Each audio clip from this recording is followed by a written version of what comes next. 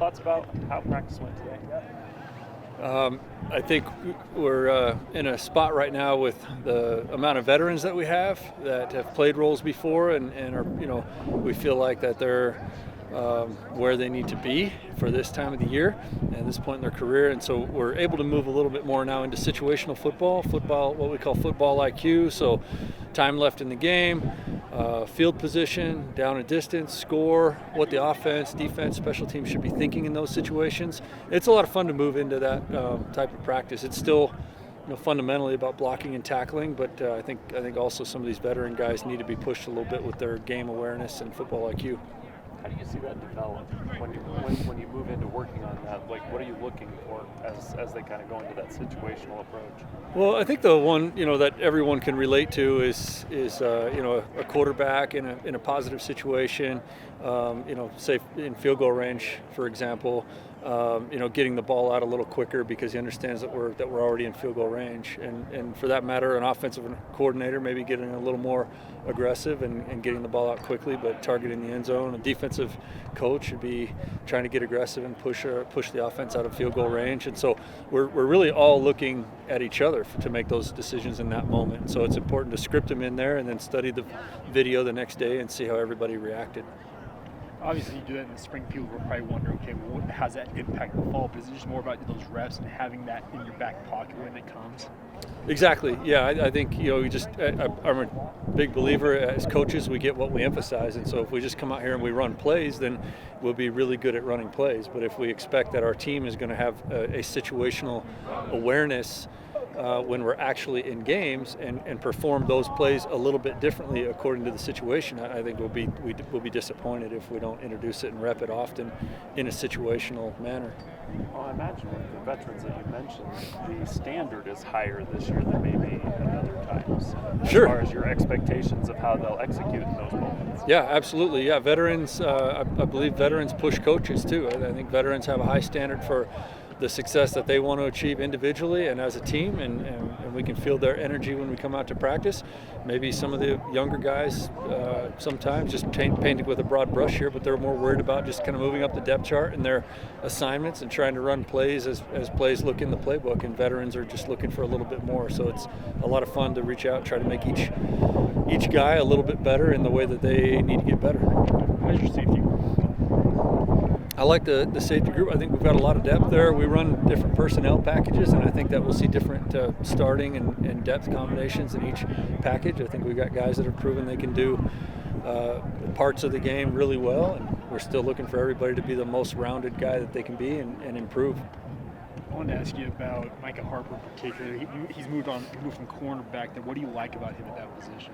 Yeah, that's really the first thing that I do like is a lot of our corners have played or a lot of our safeties have played at the corner position, and so we start them out there for a reason. We want them to have the confidence that they can cover like that, and then take the guys who are maybe just a little more physical and build a safety group out of them, or at least part of the safety group. And so Jacob Robinson did that for us last year. He's back at corner now, and that's where we feel like is his best spot, but he played well at safety.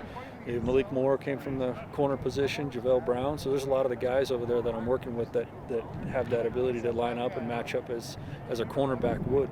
I know he's not healthy right now. Will Chaz be a safety when he's healthy?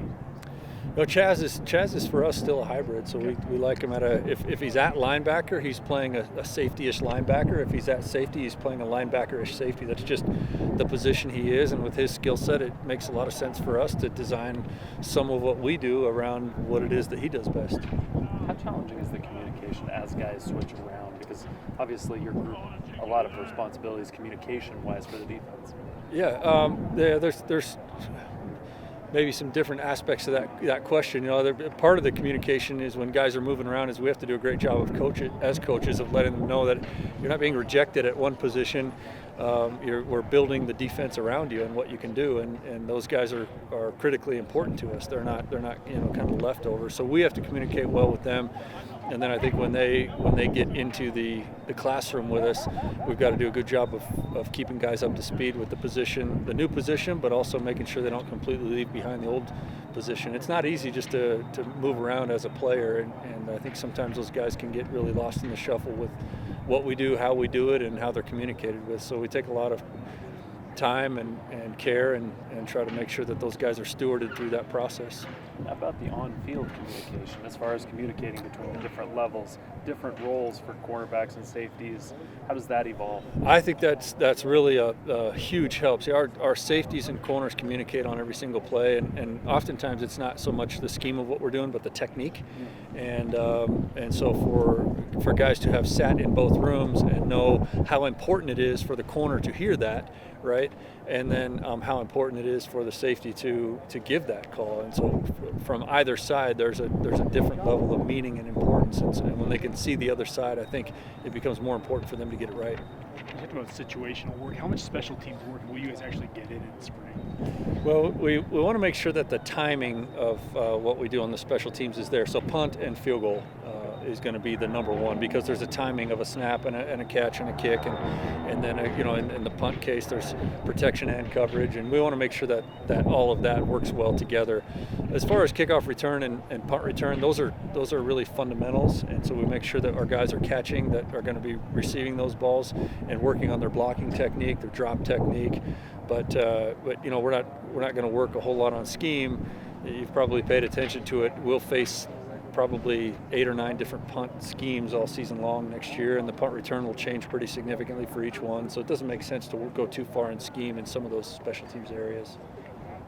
Where do you feel like you've seen kind of the most improvement over the last couple of weeks, I guess? I mean, close to a month here of spring ball. And is there maybe somewhere where you really want to see you guys kind of finish strong, I guess, in particular as you approach the final week? I see really good progress with our running backs. I think we're going to have a very deep running back room. I think the defensive line, a lot of those guys were young a year ago, and they look really strong. They're playing well together. They're communicating. Their situational awareness has probably risen more than anybody else, any other position group on the team. They're playing at a high level with a lot of awareness of what the offense is trying to do, what the offense should be doing according to score and field position, down and distance, etc. And then I think our quarterback, the depth of our quarterbacks, I think is starting to take shape too, and that's something that obviously we needed to see and have developed. We're at the point now where the end is near. You can kind of see the end of spring camp coming. What will you use to define, okay, this was successful, we accomplished what we need to get accomplished?